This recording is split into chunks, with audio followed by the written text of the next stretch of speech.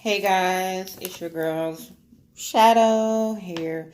I haven't been on YouTube in a while, so I am sorry, but I am decided to come back so I can do a quick non-spoiler review of Captain Marvel.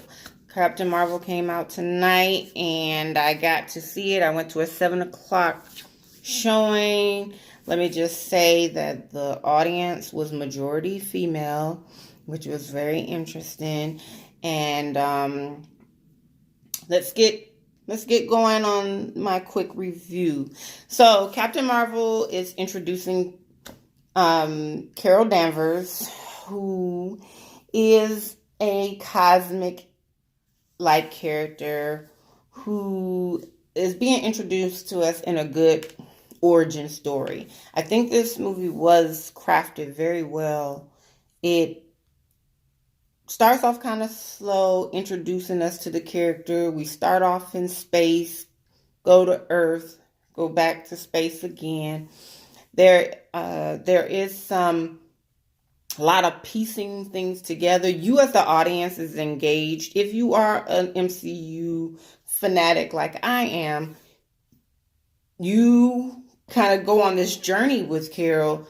While she's trying to discover who she is, you're trying to discover who she is so you can piece together the puzzle of how she fit connectively into the EMCU. I want to describe this movie kind of as how you have all these Lego pieces and you done started constructing your Lego set, and then this one key piece has been missing all this time, and you finally find it to connect the two pieces. That's kind of my best analogy. Another analogy is if you have a puzzle and most people do the edges of the puzzle first and then kind of fill in the middle as you go, and then you got like 3 puzzles missing before you can really finish your puzzle. Well, that's what Captain Marvel does to the MCU. It's like, even though it's set in the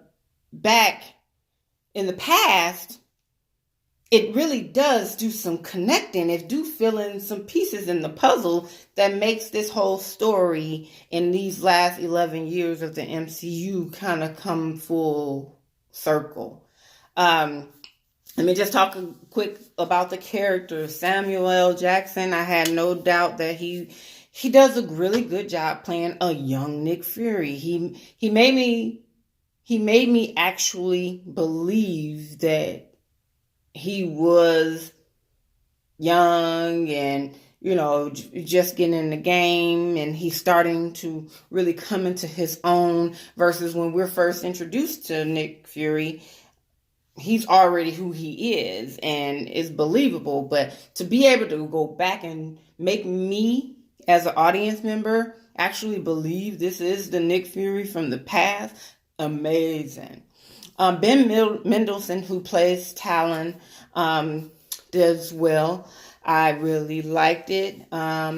You'd be amazed that the storytelling in this, it has some hits. I'm not going to say plot holes at all. It's just some things that I was like, I need to go see this movie again because I need to make sure what that is really what it is. So this is something I think on a first viewing, you're going to gain some knowledge about the character, and you're going to gain some knowledge about how she's fitting into the MCU at this point and why she is important. She is important into this piece. She's not I don't feel like she was just somebody that they just pulled out and said, hey, let's introduce Carol Danvers because we're competing and we want a strong female presence. Her character actually is important for this story moving forward, and it makes sense in this movie. If you're somebody that's just about action, and you just want to see bang bang, shoot 'em up, all this action, this movie is not going to give you just a bunch of action. The action happens when it needs to happen, but the storytelling happens when it needs to be a storytelling. People, one thing I appreciate about the MCU, they connect things in a way that makes you say, oh, I get it. They also do things like sprinkle a little humor in when it needs to be, but it doesn't fully take you out of the story. Action when it needs to be, where you understand, okay, we needed some action there, and some slow moments and some heartfelt moments to show the humanity in the character, so where this shit can be believable. I need all that in order to enjoy these characters. Brie Larson is not someone who I feel just kills it. Like, she's not a Robert Downey Jr. where I say, you know what? He was born to play this role. I don't see Brie Larson as being somebody who was born to play this role, but I do see Brie Larson growing on people, and she will grow on you throughout the movie. When you first see her, you're kind of like, is this gonna work? But by the time you progress into the movie, you say, you know what? I'm feeling her. I'm kind of getting into the character. I felt the same way about Gal Gadot playing Wonder Woman. I did not think she was going to sell me as Wonder Woman because I already had this preconditioned thought in my mind of what I felt Wonder Woman should look like, and who I should think would be a good actress to play her. Gal Gadot didn't sell me, but as I progressed and as I got to know the character, she sold me as Wonder Woman. Now it's believable. The director, I just want to say a couple things about the directors. You can tell that they are new directors in this movie. And you can tell that there's somebody that we're not used to, and by the directing style. And that's not a bad thing. This is just, just something new and fresh that we just, as fans, gotta just get used to.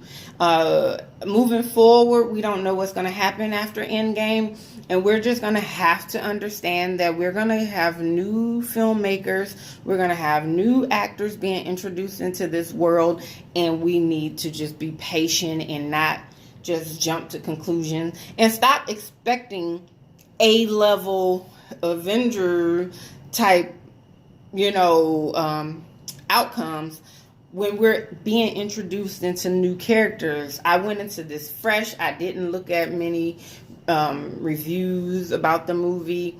I just said, you know what? I'm going to go in this fresh. I didn't have these high expectations. I hold MCU at this, level, but I try to go into the movies kind of like mid-level. So that way, if I'm a little disappointed, cool. And if I'm not super excited, cool. And this is what Captain Marvel went. I will say this. Make sure you stay for the end credits.